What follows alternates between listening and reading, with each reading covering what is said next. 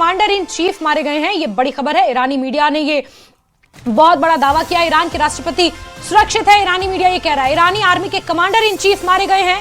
ईरानी media ने इस बात की पुष्टि कर दी है। इजराइल इस बात को कह रहा था, इजरायली मीडिया इस बात का दावा कर रहा था, लेकिन अब ईरान की तरफ से भी ये दावा किया जा चुका है। इस बात की पुष्टि हो चुकी है और ईरानी राष्ट्रपति सेफ हैं।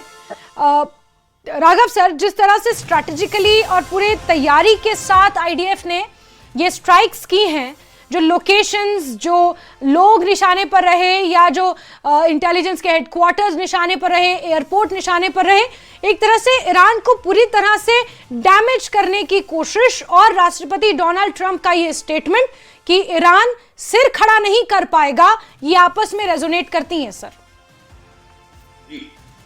देखिए, इजराइल जब भी अटैक करता है वो पिन पॉइंट अटैक करता है।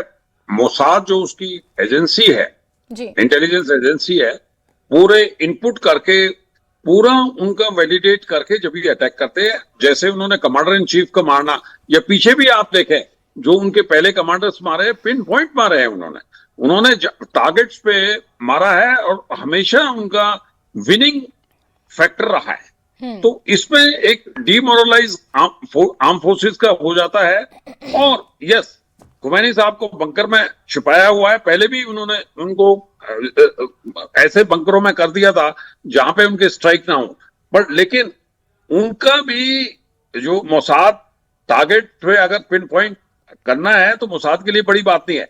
आप ये देखें कि उन्होंने एक प्रोलॉन्ग, मोसाद ने पूरा उनका मैपिंग किया पहले टारगेट्स का, और ओनली सेंसिटिव पॉइंट जो हिट है वो ही हिट किए। तो ये एक बहुत बड़ी अपने आप में विजय है इजराइल के लिए।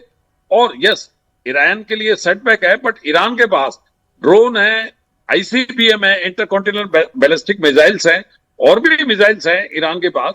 बट इसके लिए बहुत बड़ा सेटबैक है, बिकॉज जो मोराल होता है ट्रुप्स का, जो पहली स्ट्राइक्स होती है वो बहुत बड़ी होती है। उसके बाद में रिकूप करना और उसको कवर करना, डैमेज कंट्रोल को, तो वो बहुत ही लॉजिस्टिक्स बढ़ जाते हैं। तो और कोई बहुत एफर्ट्स, वॉर एफर्ट्स बढ़ जाते हैं।